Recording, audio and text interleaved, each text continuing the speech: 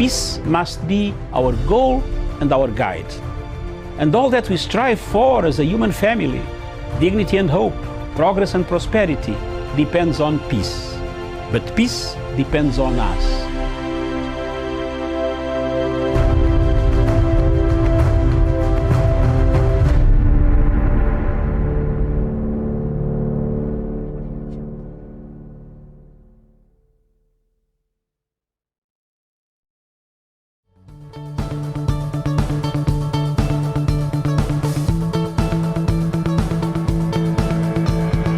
Kenya faces challenges of the highest degree. Structural challenges have killed this country. Duplicity of what is supposed to be done. We must deal away with structures that are obnoxious, that can create us difficulties when executing duties. And then in the structures, you have a bloated civil service. Those are the structures.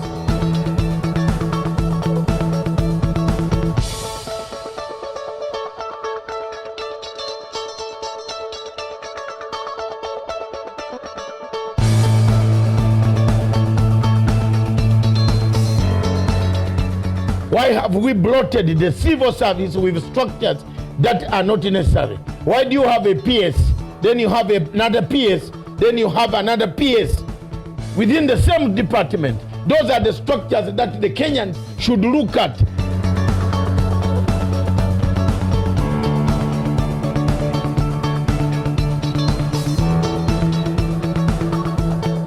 Kenya has a best constitution, but oversized constitution. That's another factor. Factor number 3. A good constitution, but oversized constitution.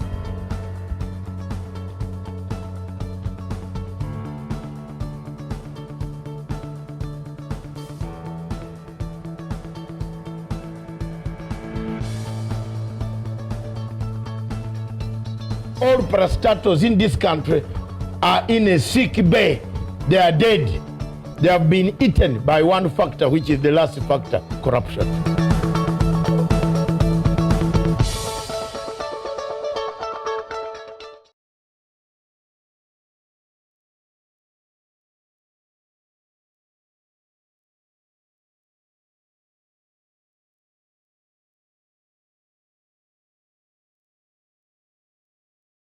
Thank you very much, viewers. Welcome to Punchline Africa TV, broadcasting all the way from the Republic of Kenya in Nairobi. Viewers, wherever you are in Africa, thank you very much for watching us. And this is a show that brings us what we call African Courts. This show of African Courts looks at what is happening on the continent of Africa and beams out what takes place in Africa. First of all, I want to thank all of you for having been with us on this journey of Pan-Africanism.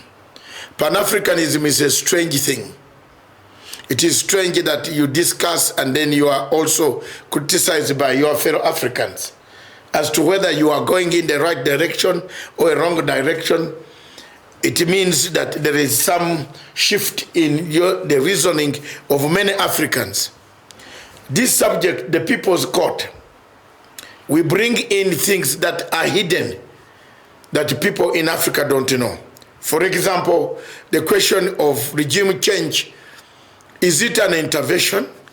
Is it a regime change? With me in the studio today to conduct after this, I will give a brief background of the topic. Who is George Soros? Who are the people fronting the removal of governments in Africa? Is it an intervention? Why does the USA intervene in some countries and remove some people? Is intervention the same as regime change? People in Africa need to know what it is. And I'm going to take it painfully, step by step, to show you how Africa has been interfered with. First, I will look at the clips that will be coming, and I will make an announcement of what has happened in Africa. Before we go further, we'd like to say we pay condolences to the daughter, to the family of Yahya Jammeh, whose wife drowned in Canada while swimming with the child. May their souls rest in peace. The wife of the former president of Gambia has died in a swimming spree, or in swimming, I don't know why they drowned, in Canada, where there are special safety regulations. God will tell us, and we shall know. That is, there she is. Breaking news, Zainab Jammeh has died in Canada while swimming. The first lady and the son drowned in Canada while fishing. They went for fishing, not swimming. Is this a play? What has happened? Who has killed? In Africa, it is fishing where? Were they fishing in a river that took her? Those are some of the pictures coming from our international correspondents and the satellite systems. The wife of Yahya Jammeh, First Lady Zainab, is it Zainab Jammeh, has died. A beautiful Gambian, you can see from the looks, she was worth a first lady. May her soul and the soul of the son rest in peace.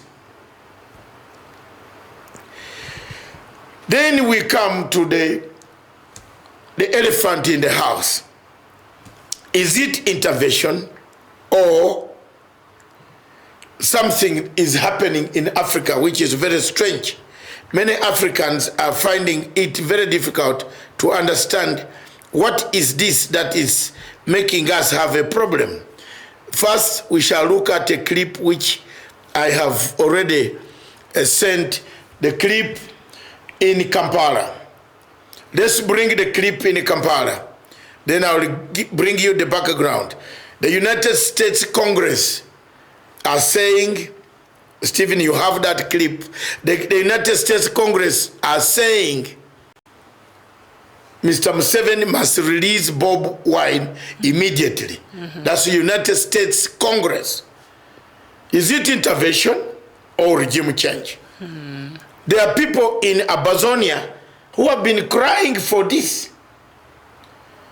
Now, Ugandans have gone on Twitter to say, also release Julian Assange, then mind your business. Ugandans tell politicians, United States politicians, namely that man who has sat with Bob Wine, that mind your business, but first you release our Julian Assange. Yes. The man who is very well known for WikiLeaks. WikiLeaks, yes. WikiLeaks. So that's the scenario. Is it intervention or regime change? Don't lose the point though. Stick with that point, and I'm bringing back, Miriam has told me not to control my law. No, it's okay. Yes, all right. I'm not that I should control. I'm not I am complaining. gonna go slow. I'm not complaining. We're good. You see, she's told me to go slow. But that is my part. You just be yourself. So let me do my part. Yes. The situation in Uganda is the United States of America State Congress, the Congress people, members of the Congress, are demanding the release of Bob Wine. But the people of Amazonia have been demanding the removal of Mr. Paul Obiya, who has been killing them, who has been raping men, women. Both of them have been raped, men and women. That's what Dani is doing in Cameroon. Nobody has made a stand to ask Paul Obiya to release even Kamto, a leader of opposition, to release the politicians from Amazonia. Is it double standards? Let's move on. Clip number 3. We are showing you clips today. Then we come to discuss, dissect the problem of Africa. the problem what Africa faces. In Zimbabwe, for example, there are serious reports that Jeffrey Smith, the Vanguard Africa, is sponsoring foreign nationals, mercenaries, to start an insurgency in Zimbabwe. Like it or not, it is there. If Zimbabweans don't wake up and read the writing on the wall, you have a problem. Vanguard Africa is already joined the Vanguard Zimbabwe, MDC Vanguard youths, a group of youths trained already by Vanguard Africa. You remember in Kenya when Vanguard Africa arrived here, I threw them out. I stood firm. I told the Kenyan authority that the moment you allow these guys here, we are finished. Jeffrey Smith is a mercenary. He trains the people. The Zimbabweans seem not to have seen this from last year, from elections. They seem to be waffling, wobbling, all this. Some of them, they say they know intelligence when they don't even know. They can't even detect jiggers. A jigger in the foot. Eh? I've been telling these guys, regime change is gathering on Zimbabwe. And it's not coming from very far. It is around there. Neighboring countries around Zimbabwe have a plan, as we shall see in the detailed problem. In Sudan, can you look at what happened? John Clooney. Is it John Clooney? George Clooney. George Clooney. What did he tell us? George Clooney told us he will make sure that changes come in Sudan. The person sponsoring the regime change in Sudan, Khartoum, George Clooney. He's one of the Hollywood elites, and he has one of his NGOs there.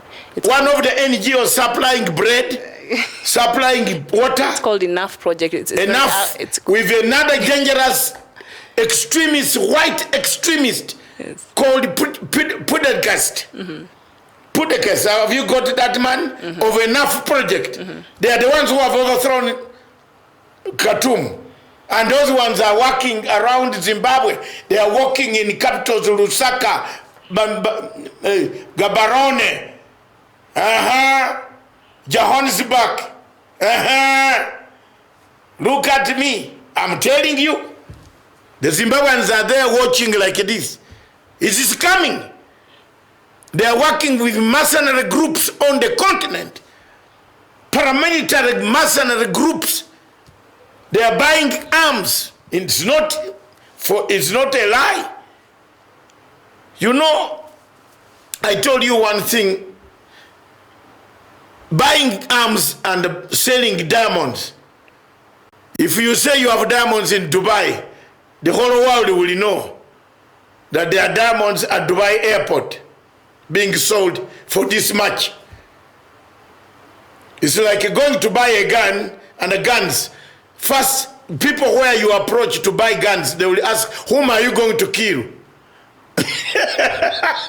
Because guns are for killing. And I want to teach Africans to be prepared, especially African governments. Those black men of ours who don't hear whom Malcolm X said, when you tell them the truth, they turn you into a victim. You become a victim. Why did you know the truth? I want to say it here. Something is coming. Something is being prepared by Pudegast. Enough Project. George Soros has funded. The French have approached Zimbabwean government trying to set up a deal that will make them look that way while they are looking this way. Watch out. Watch out. Stand guard. Don't lose sleep. Don't lose any. Don't shut your eyes. They are coming.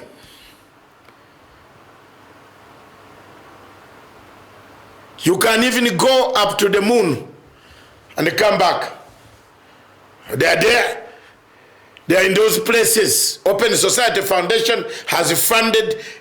There is money in some of the capitals there. Watch. The neighbors might not know who is due. But it is important to expose such that the neighbors can start checking their backyard. Is there a problem? So let's be honest. Let's bring this clip about Africa. Is it the third colonization? Are we being recolonized? First, we went through slavery. Second, we were recolonized. We are colonized. Thirdly, we are partitioned without asking where we should belong. If they asked me where I should belong, I would have said I want to be near Miriam. You're welcome. My Miriam here. Miriam Ogutu, I would be closer. You'll be my neighbor. I would be your neighbor. Okay. I would have not been born in a country. Yes. Yes, Makoti. I would have asked. I would have gone to Zimbabwe to be born in Zimbabwe. No, Makotieno. My neighbor. Yes. Yes. So that is it. So that even we were partitioned without consent. Then we got liberation, our independence. We fought, we got it. Now after independence, military coups came. The Cold War separated us between the good and the bad. The bad were called communists. The good were called capitalists.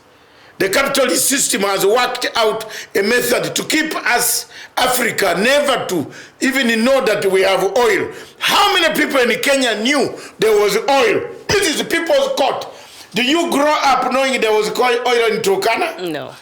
When did you know there was oil in Turkana? Just a few years ago. But the French knew. The French knew. That's why they have too many 1,200 NGOs between Kapedo Triangle and the Lake Turkana and the Rift Valley. How many NGOs? 1,226 NGOs registered. Briefcase. Oh. Yes. Then the government telling me I'm telling a lie. There are NGOs here, unregistered, registered, that are dealing with which they knew there was oil. And they are being funded by French agencies. They are in this country. In Maragat, in Baringo, in Turkana, in Kapedo, in Erengoya Marakwet, in the avoid Camrero Dam, Aroro Dam. Go. These agencies are here. Do you see something wrong? They don't manufacture cars from Turkana. No. I want Africans to listen to me. I want them to listen. And one day they will tell me I was right. The dismembering of Libya into a country begging for food pains every African. Any scholar in Africa who has studied a subject of political science and in conflict resolution like me, I will not be very happy sitting with some people telling me that it is okay. Sorry. I'd rather be assassinated and go home and meet my creator than to have Africa being lied to. Yes. Africa is being lied to. Libya was a country that was giving us medicine. Today, Libyans have become cannibals, terrorists, killing Africans. Is there no African in Africa who can talk? Only they pick president, say, President, I'm a president. Don't you talk? Don't you see the danger of General Haftar Khalifa, a terrorist, going to bomb Tripoli, given arms by France, and you are keeping quiet. You call yourselves Africans, African presidents. Is there no African who can talk like a Nyerere? Is there no Nyerere among these African leaders who can say no, enough is enough? You cannot go on separating us. Today they are here, tomorrow they are in Sudan. They overthrew Bashir. Tomorrow they will overthrow. Today they have started in Kenya with a group which was dispersed today. Is there no African who can speak? Is there no African president who can see my tears? See my tears. There is a regime change here, everywhere, coming. You can't have African countries running left, right, center. Hello. Hello, Africa. Where are we going? We know these people. They get our offices in our neighboring countries. We know who wants to overthrow people in Zimbabwe. They want Mnangagwa out. They are there scattered in South Africa, in Johannesburg, in Pretoria, in all the cities, working using a paramilitary group that wants to overthrow Emmerson Mnangagwa. It's not a lie. Look at the facts. Look at what Chamisa is doing. Look at what he's addressing the people, saying, come, come, prepare for a tsunami. When we go on the streets of Harare, we shall not leave. Payments are coming from that guy there. That's the guy called Jeffrey Smith. That's the guy funding everything on Vanguard Africa, which is part and parcel. Doesn't the intelligence in Zimbabwe ask who is Vanguard Africa and who is Vanguard MDC? Who are they? Whom do they represent? Are they part of the militia? Are they part of the militia? I'm asking. Somebody from Zimbabwe explain it to me. These idiots, homeless, they come to Africa. When you see them running, whenever you see Obasanjo run, whoa, Africa. When you see Obasanjo run, when you see the late Kofi Annan, thanks God, God has taken him earlier than all of us. We meet there in the waiting room or in one of those places. We don't know whether there are three or the heaven waiting room, and before you are sentenced, you must have a waiting room. I think I am imagining. But he was one of the worst people creating all this. The last assignment he did was in the Zimbabwe war. Don't the Zimbabweans ask why he was in Zimbabwe? To do what? When he was the Secretary General of Africa, the UN, he refused to help Zimbabwe. Now, why was he going to Zimbabwe to do what? When he had refused to help them? Just tell me. Tell me, my African people, tell me. Just to plant, to operate. When you see any signal of Kofi Annan Foundation, know that we are reached a point of no return. The funding is coming from the people. The funding is coming from those bank accounts of George Soros, Miriam. George Soros funds. Where are George Soros accounts? Where are they based? So there you are. Intervention or regime change. All right, and I think you just mentioned something very interesting there while you're talking. You're referring to Nigeria and what is even happening right now in Nigeria. Of course, the president is said to be on a holiday in London. You wonder how, and Boko Haram is massacring just people back at home. And on the issue of Boko Haram, you can see how the West are really treating this. They're not really interested to go in there and help finish this. No. They're intervening, but from a distance. They're not even interested. So because perhaps Nigeria still serves their interest, but in some countries they feel that these leaders are not really in line with their foreign their foreign whatever they have that works for them in these African countries. Then now they realize, okay, now it's time for us to come in and topple some of this government or be part of the change we want and have a leader maybe who will be there and who will be able to work with us in terms of our foreign policies, as we see in the case of even Sudan, I think, and South Sudan even. President Trump came out and said, you know what? As it is right now, we are going to there's a sanction against South Sudan. We're going to work on that, and even in Zimbabwe, and to increase the sanctions by a year, because as it is right now, Zimbabwe is going against all our foreign policies that works for us as the United States. And so it's when you look at it, they come in the name of intervention, but a lot of times really it's just about regime change. And if really they were interested in intervening, they would have done in Nigeria right now. They can't do. They can't. Nigeria, Boko Haram, interest. for example, Boko Haram in Nigeria is serving a purpose of some interest in the West. Don't be shocked. Because if you look at what Buhari is doing, Buhari has never called for any international support to finish Boko Haram. When he went to United States of America, they asked him what they would do for him. He said he doesn't need. ECOWAS has been there. He has never mobilized a force of ECOWAS to rescue the people in Boko Haram areas. He has kept mum. He's waiting for the French instructions. Who is taking the oil of Nigeria? Total Oil. Who is Total Oil? France. Why do they want Zimbabwe?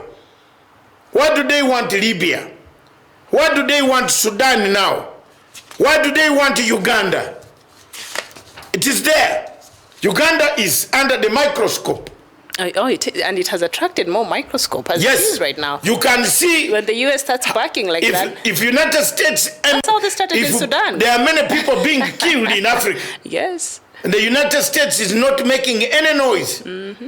Why is the United States making noise on a country that has stabilized Somalia? Because they are fed up. They have reached a point where they don't want the leader. I tell you the truth. Also, I tell the truth here. Yeah, when you are leading Africa, know when they like you or not. Remember Savimbi. You remember General Savimbi.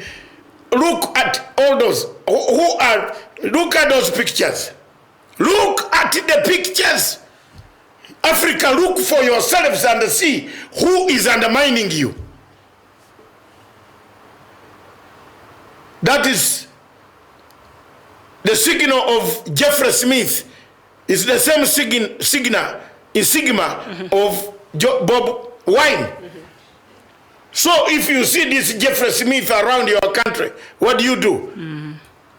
Some Kenyans were annoyed with Masanga during elections that I am against this. Yes, I stood that Jeffrey Smith was going to be in Kenya here. You would see armed men here with his rungus guns at night killing us. Look at the insignia of the heart. It's the same insignia. And at the beginning of the broadcast, you said the U.S. Senate has issued exactly a directive to the Uganda government to release Bob immediately. Wine immediately. Fact, yes. Why have they not ordered Mr. Paul Biya to release Kamto? Mr. Paul Biya is holding Mr. Kamto, who won an election and he was locked up. He won an election. Why are we using double standards?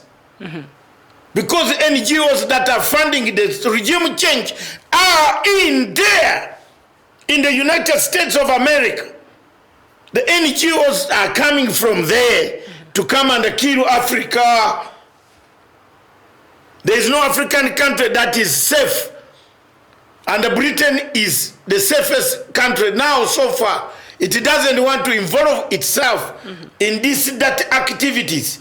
America is the one involving itself with France in that activities in Libya, in Sudan, in Central Africa, in Cameroon, in Zimbabwe, in South Africa, in Botswana. It is serving the foreign policy. Go and look at the history. Who is serving, who is disrupting President Masisi? Ask me. Who is disrupting President Masisi of Botswana? And why is President Masisi of Botswana being disrupted now? Because he's pro-African and not pro-NGOs. Kama was pro-NGOs. The NGOs have turned on Masisi. They are mutilating him. Hey, you wanted the truth from Africa? Ndio yo.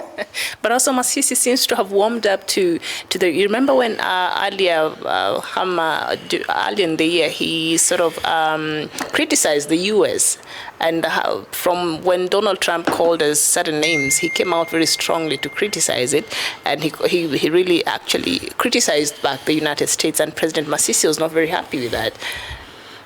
The whole hammer. Yes, he actually did. Yeah, but because they clashed. They clashed. But now the clash has become worse. That they allowed American bases in Botswana themselves. Yes. The American bases are doing activities against the state. But also come as thinking that he picked Masisi to take over him. He might thought that Masisi will be his lapdog, and Masisi has become his own man. And he's his own man. He's not happy with and that. The fight there is minerals. Yes. And the U.S. seems to If have I tell you who is funding the opposition against Masisi, yes, you'll be shocked. I will one of these days have to fly and tell President Masisi, the person funding his opposition. He's coming from America again. And with multinational companies that are stationed in Botswana. And Botswana is not seeing that their country is being used to stage manage attacks that could actually create a very bad problem in Southern Africa.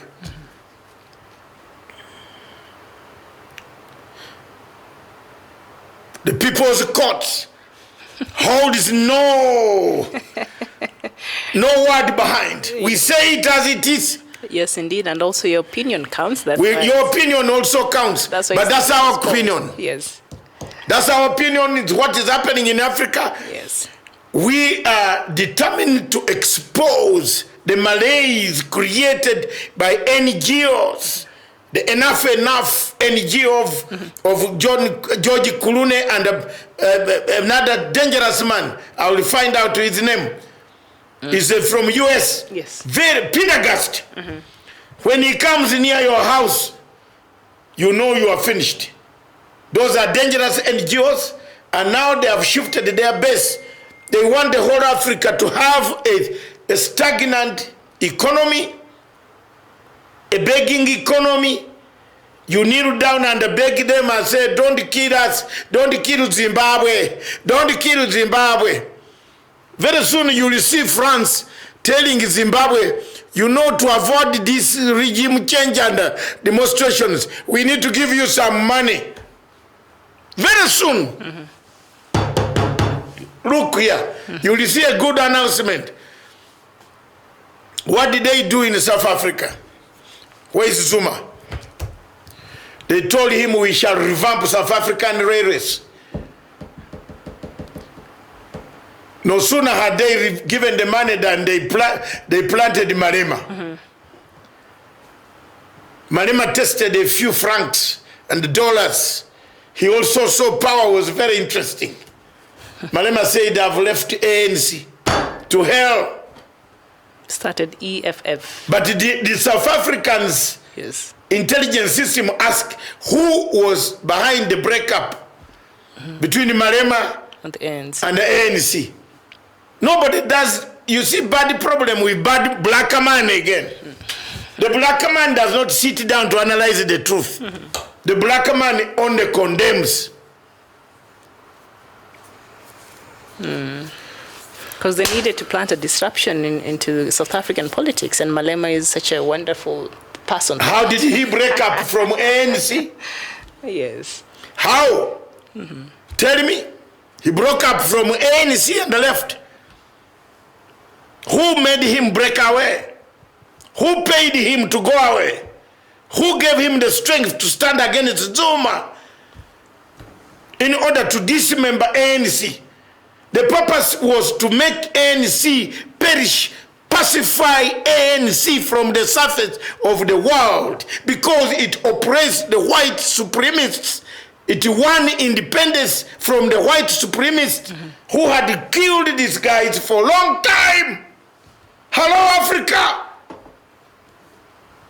Africa, stand up. Don't you see that? Malema is equally not correct. He doesn't stand on his own. Who sponsored his split from ANC? He talks speeches and the people clap. But he hasn't found radical guys like us to ask him. He will collapse on the podium. He is also a sponsored man who was sponsored by a section of Western intelligence. And that Western intelligence sponsored Malema to work against his own boss. And later on turned on his own boss, threw him out, sided with another side. They came together. Ask Mbeki. I'm a friend of Great Mbeki. The greatest friend of mine on African continent. When he sees me in a conference, he knows there will be chaos and trouble coming from the floor. And first he has to address me first. Mbeki and Mkapa know me. An African conference I go to, they know there will be fireworks. Because I ask questions like Nkrumah, like Nyerere, like Nasser, like Sekuture, like Kabura, like Lumumba, like Samora Machel. Die once, but leave a legacy of Africa. There's something going on that we must expose. The new regime change intervention systems, is it intervention or regime change? I hand it over back to you. Tell us in Libya, let's go systematic. In Libya, what is happening? Yes, well, Gaddafi was certainly not killed for his humanitarian reasons, because as it is, Libya was doing very well. In fact, it was one of the best economies. There was no poverty in Gaddafi. Yes, so that is not There was no reasons. poverty in Libya. Why did we kill Libya? It was not even a human Terrorism was a bit there. Yes, Gaddafi accepted.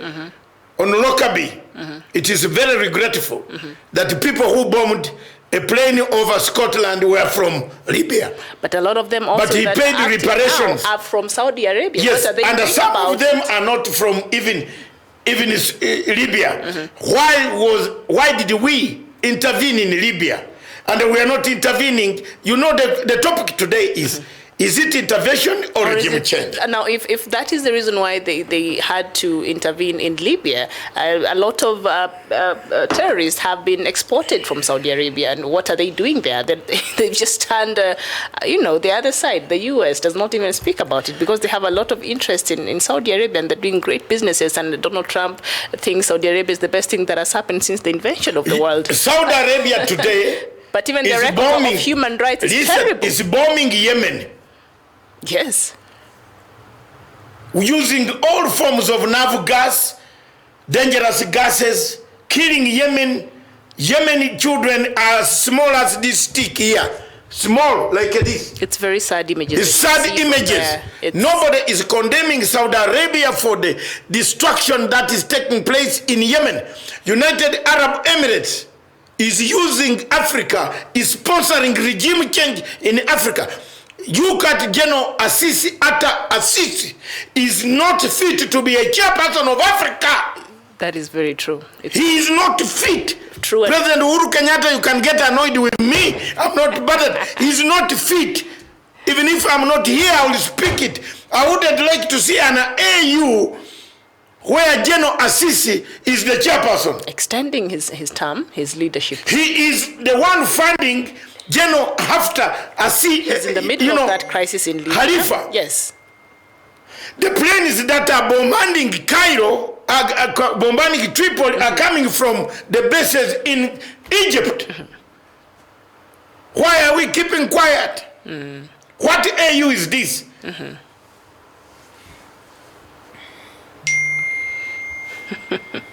And of course, the main reason why they intervened in Libya, or rather they wanted a regime change in Libya, is because Gaddafi was becoming a very prominent leader, and his chronicle call for bringing Africa together and having a united Africa was beginning to get into a lot of African leadership, and they're beginning to buy into this, and that was becoming a threat, to the Western powers. So there's no way they would want a united Africa, because that will work against all their motives, and the plans and the foreign policies and all that they have towards Africa. And so I think that was one of the reasons why they thought Libya was becoming a threat, and the ideology that Mr. Gaddafi was spreading of having a united Africa, that they did not really agree with.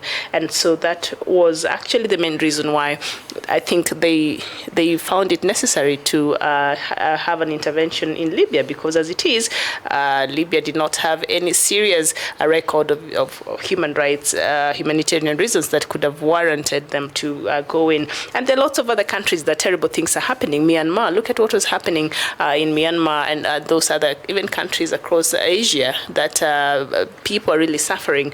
And you see them very comfortably quiet, and nobody's doing anything about it, but because perhaps they don't have major interest as compared to Africa. So you have to wonder, we are meant to believe that Africa is the country of doom and the bad things and all the diseases and everything that is bad, but also what is this interest that they have in Africa, that they have seen the gold mine that Africa is. Unfortunately, we are not able to see that for ourselves. Yeah, look here, bring the clip there. There's a clip on Africa which is very good, will show you why now. And when it reaches after that is when we cut it off. Stephen, let's go. Look at that. Africa is suffering the first generation, second, third. Now, the current regime change. Is it intervention or regime change? Look at what is in Libya. Tell me General Assisi is the chairperson of African Union. Yes. Why did Macron visit Cairo before he was handed over this power? Why did Macron visit Chad?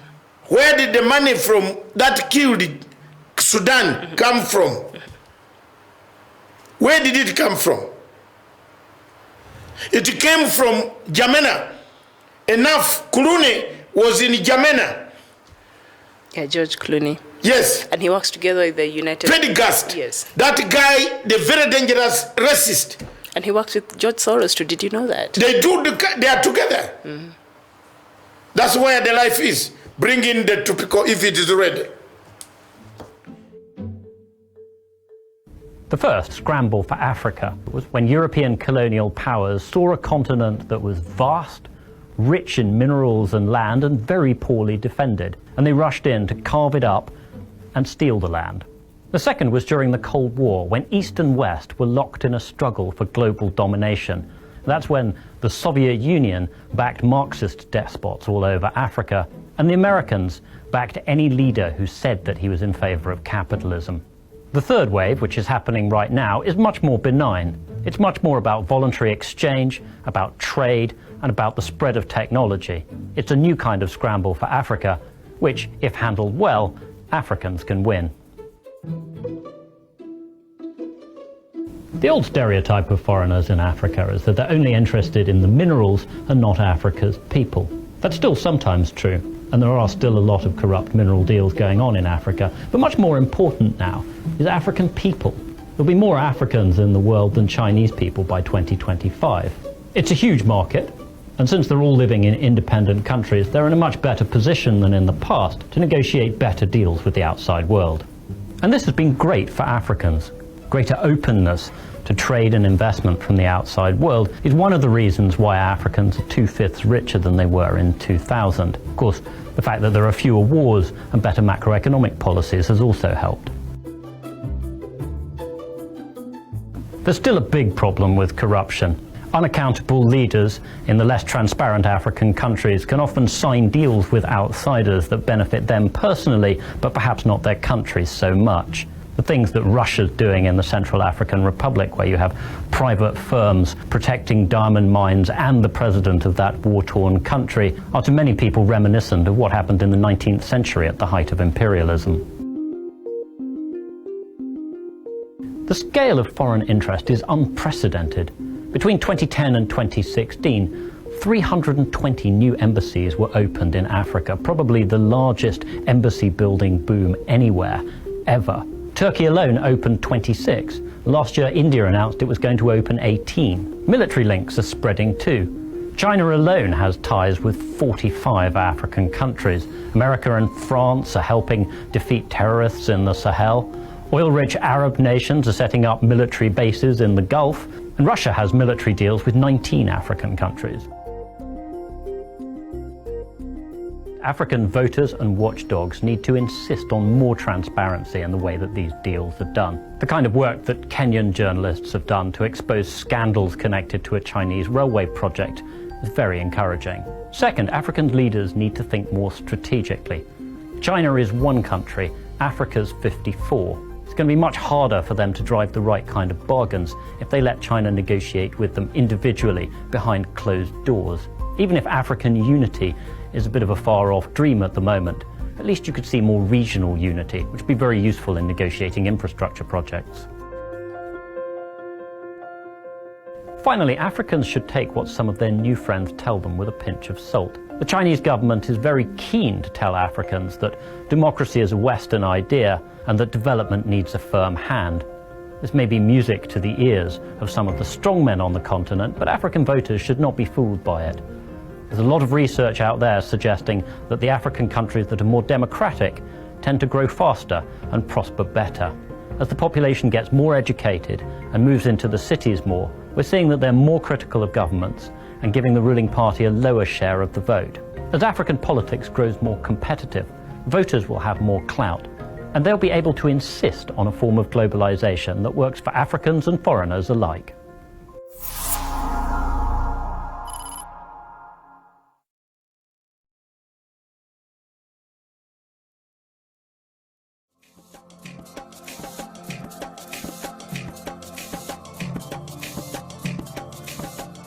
We discuss Africa.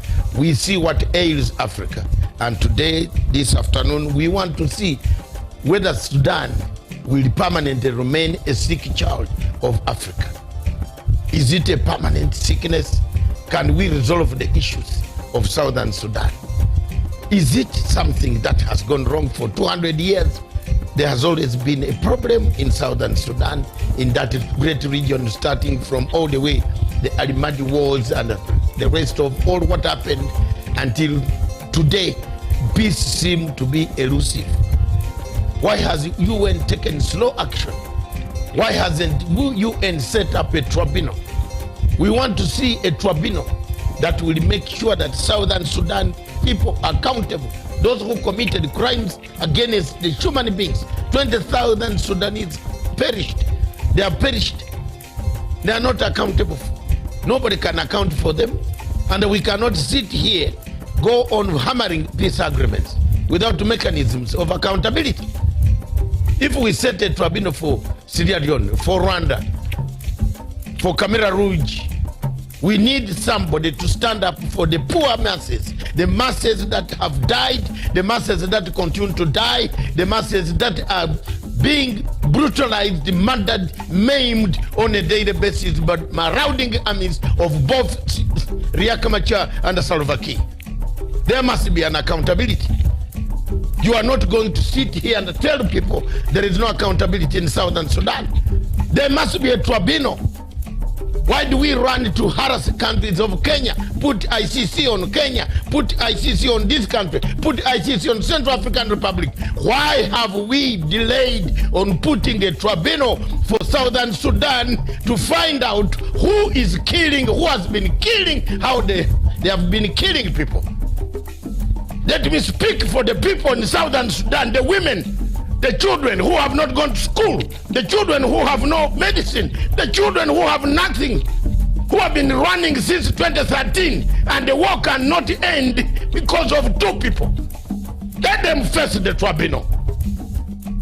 I'm not going to keep quiet as a Pan-African to see Southern Sudan being maimed, being tortured, being cut, dismembered, and we keep quiet and watch people vote images of people, of malcontents singing to us in Uganda, in Kenya, in Ethiopia, in South Africa, telling us they have money. Let them face the international tribunal and tell the tribunal who gave them the guns, where they buying them, how they were killing people. Enough of it, enough. Enough is enough for Africa. We have had enough. There is no need of that anymore. Enough is enough. And if people have died, they will not cry. We people who are left on planet Earth must cry for them. We must find justice for them. We must make sure that there are leaders who go on bragging on television stations all over the world, who are accountable. They must be behind bars.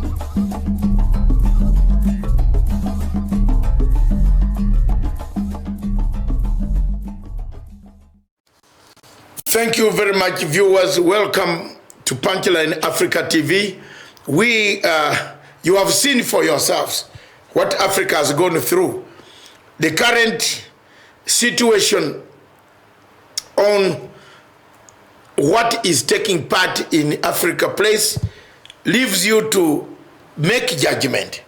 The question of Libya, the question of Sudan, who has sponsored this regime change in Sudan? Fantastic. Logistics. They're giving the people food, water, money, paying their rents.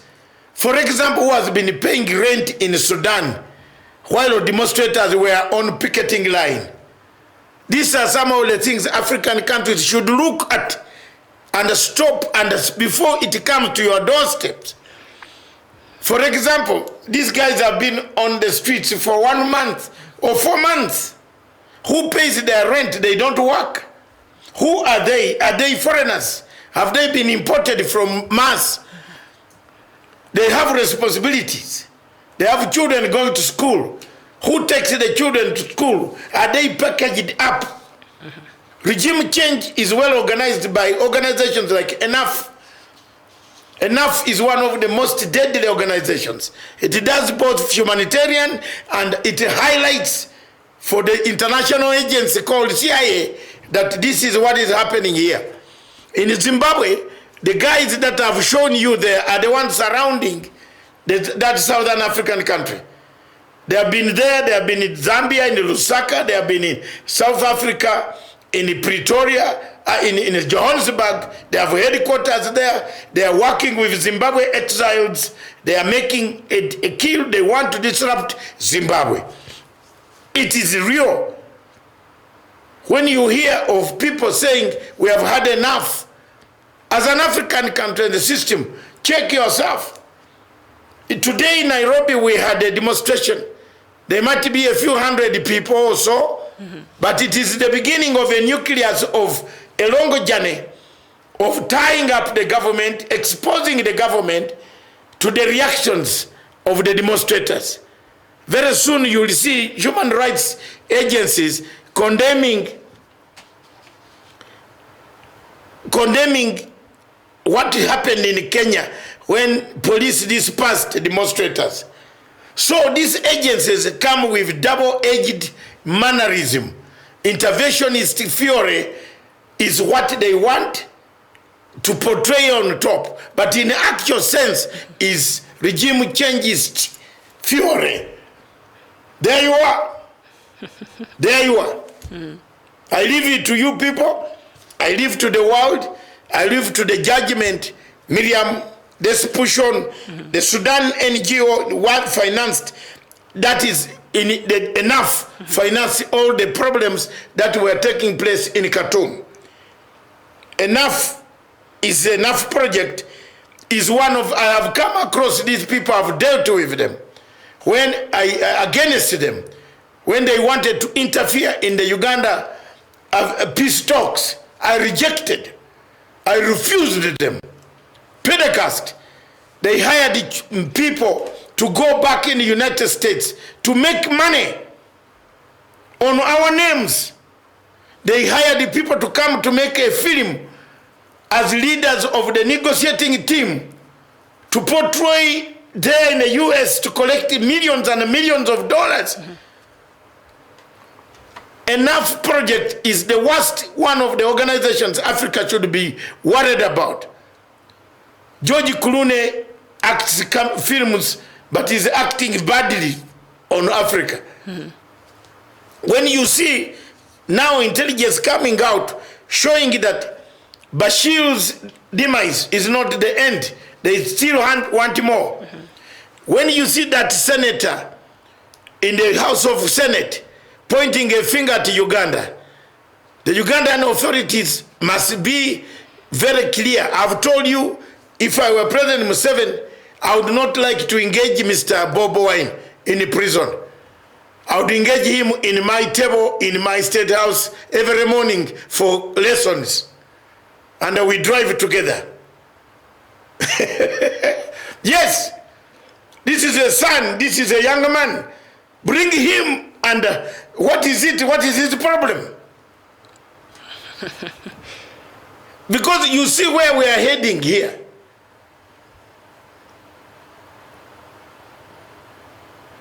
That is John Clooney in one of the refugee camps. I think that should be Kakuma or something. Yeah, it is up to you. Yeah. No, that is South Sudan. But he was in actual sense working on North, basing himself in Juba. You know, he could have been dictated. He was working in Jamena. I know if Mama asked me. He was working in Jamena and Juba. He did not want to work in Khartoum. He went to Khartoum to clarify, we shall help you to get sanctions. Now, finalizing all the networkings, money was poured. The money in Sudan, Khartoum does not end. I'm telling you, it will not end.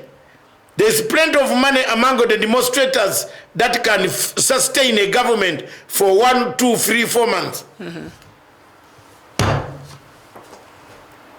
So, countries that are on the radar system, they have to be careful. Zimbabwe is on the radar system. It is.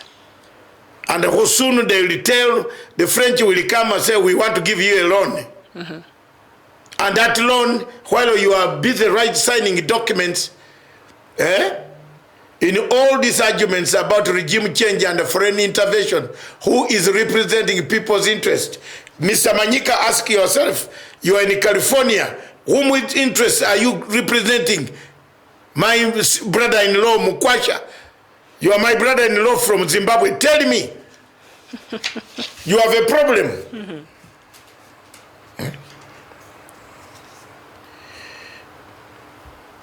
Whom are you representing? Yeah, so anyway, on Zimbabwe, sanction has been used. It is seen that sanction has been used as a tool for regime change, especially when the former president, Robert Mugabe, was the one in charge. And in fact, Zimbabwe is among one of the most sanctioned countries in the world. If you look at the countries that have the most sanctions, that includes Iran and countries like that. Zimbabwe actually is one of those. And according to the United States and the EU, the sanctions against against Zimbabwe were imposed in order to improve democracy, promote human rights, and enhance the rule of law in Zimbabwe. And the truth is, just 20 years ago, before President Robert Mugabe brought in the land reclamation and the land reforms, before that, he was actually a darling to the West. Yes. Let's not people forget that. He was a darling to the West for over 20 years. So after he declared that, you know, now it's time, I think, we have to right some of these wrongs that were done to the Zimbabweans during the colonial period, and Zimbabweans cannot be squatters in their own countries. Well, they rightfully own this land, so we have to find a way to make sure they're being compensated, and that's where trouble started for Robert Mugabe with the West. So we have a problem at our hands. We don't know how to solve that problem, and we need to try and find out what exactly is the situation and what is taking place in our own situations. Viewers, this topic could go on and go on. It is a good topic. We could have continued to work on it. The countries that we had earmarked, Zimbabwe, we have touched it. It is one of those three countries, plus what we have shown you in Uganda. These are the real issues. What is happening today? The foreign darker forces sponsoring opposition in Africa. What is the aim? It's a recolonization, a third tier, the last tier of changing Africa, making Africa stagnant. That's my conclusion. And of course, I believe that the future of Africa is in our hands. So as Africans, we should be woke. We should understand what a blessing we have as a continent. We are one of the most blessed continents across the world, endowed with natural resources and things like that. And I think as the natural resources and this wealth that we have in that form has become a blessing and a curse, I think, to the continent. So I believe even after the stagnation or whatever it is that, the West or our former colonial masters or what, colonization did to this continent, I think it's time that Africans woke up and realize that the future of this continent is in their hands, and we can bring the change that we want to have in this continent, in the different countries that we have in this continent. So I think it's time that Africans became more active and more involved in changing our own narrative and speaking our own narrative, so that we don't let these people out there talk about things that sometimes they don't even understand. You hear stories from their movies being done about Africans. You wonder, really, you could not even get a lead actor as an African. It's just now that you're seeing people like Lupita Nyong'o rising out there, but for a long time, they've used their own tools, they've used their own narrow understanding of what Africa is to tell our story. I think it's time Africa, we owned our own story and we owned our own narrative. And maybe with that, things might change in this continent, and we might write a new story, because we are not just a continent of dark and gloom. There's actually better things happening in Africa, and we can use the wealth that God has given us in this continent to actually better our lives as Africans. Thank you very much. That's the best that we can do for today. Time has run out on us, and we move on. I don't know. Tomorrow is Labor Day. Tomorrow is Labor Day. We shall be here? I think. Yes. Yeah. Let's be here. All right. Let's be here. Let's have our Labor Day. We start at 11 a.m. No resting day for me.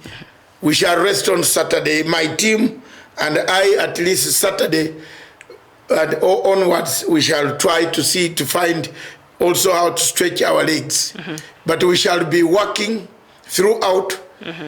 What will you say about South Sudan and the former U.S. ambassador? Look out there before we go. Okay. That's a very good point. Okay. $3.7 million to block the hybrid court of war crimes. Yet, because it was expected the hybrid court was supposed to solve some of these injustices. But I told you, didn't I call for it? So put my video that talks about Sudan. I told you there is a court coming for South Sudan. And Paul Kagi, thank you. And one of our viewers also raised it in the morning and yesterday. Yes. He was saying the former U.S. ambassador to South Sudan paid that much money. I raised it. You know, yes. Didn't I raise it and I say, why can't? I wish I also had a government that can pay me. Yes. I do this work for free. To block the hybrid code. In fact, what that man is going to do in the US, I could do it effectively from Nairobi. So why would they want to block the hybrid code, or why have they blocked the hybrid code? Salva Kiir and his Sile. It's very naive.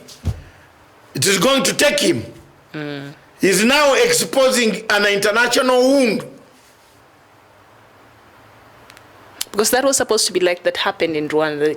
It's called what, Kajaja or what? I told you that codes. You cannot solve the conflict of South Sudan. It's very complex. When you have not accounted for 384,000 people. Actually, now it's 400,000 as it stands right now. So, maybe Salva Kiir is running fast against time to block, because they will take people somewhere, somehow. There must be an agreement. If they fail in this May situation, a new thing is coming. But they have already failed. Machar has made it very clear, I'm not coming to Juba until 6 months are over and proper security structures are put in place. So he's not. So but there's a meeting in Addis Ababa on 2nd and 3rd. On 2nd and 3rd. Yeah, so let's see whether IGAD will pull that meeting. And remember, Riek has said he's not going. He's sending one of the officials, and we don't know between now and then. Machar might decide to change his mind. I hope he doesn't.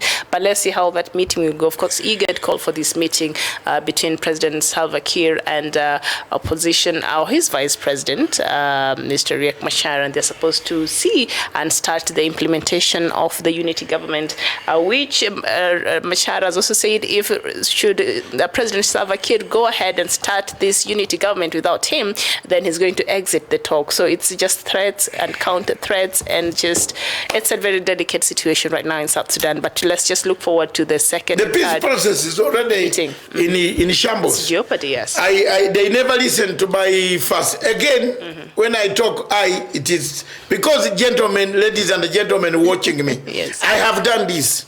I've tried to write. I've tried to beg about Sudan, Jamen. I've tried about South Sudan.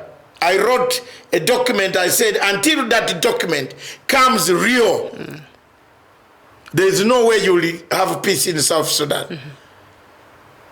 We should have handed South Sudan to the United Nations General Assembly as Security Council long time ago. Let them appoint a chief envoy for South Sudan with powers to shoot, to kill, so that all the parties can be very, attentive to the peace process. That when a ceasefire is violated, the UN will come with a heavy hand on you who violated the ceasefire. Until that is done, this thing of eating rice and chicken and everywhere in hotels, in Khartoum, in Ethiopia, eating pilipili. In Vatican. In the Vatican being kissed, won't happen, won't work. Yes. I tell the truth. They're being massaged too much. Yes. Until they go to the doorsteps of United Nations Security Council, then they will know. When the president hears that envoy is arriving in the city, you have to cancel everything and meet him and make sure peace works. But this thing of IGAD, which has no money to police, IGAD doesn't have money even to police a rat. Well, they have a guarantor, the Vatican now.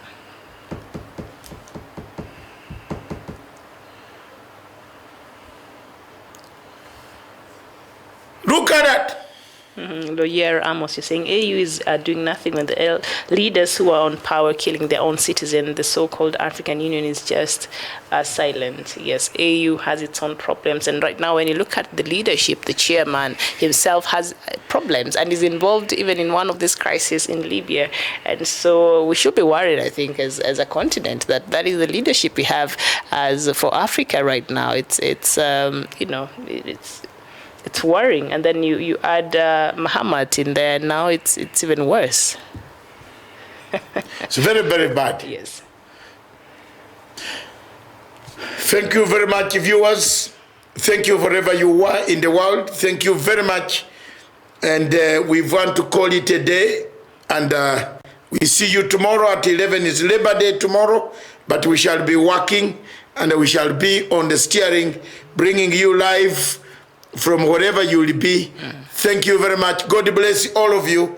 Have a nice Labor Day in Africa, in Kenya, and wherever you are in the United Kingdom. Thank you very much. Let's go to sort out immediate things. All right. Thank you. Thank you so much, and we'll see you here tomorrow, bright and early, for Good Morning Africa Wednesday edition, or Labor Day edition, if you may like. So for now, thank you so much for watching us.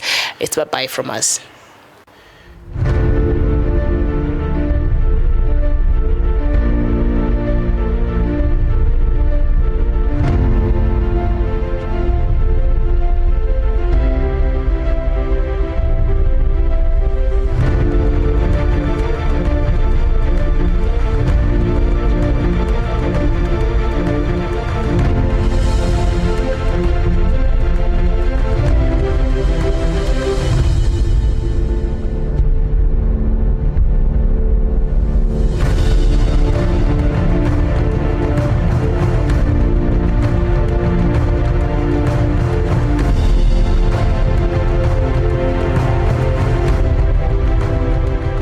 Peace must be our goal and our guide.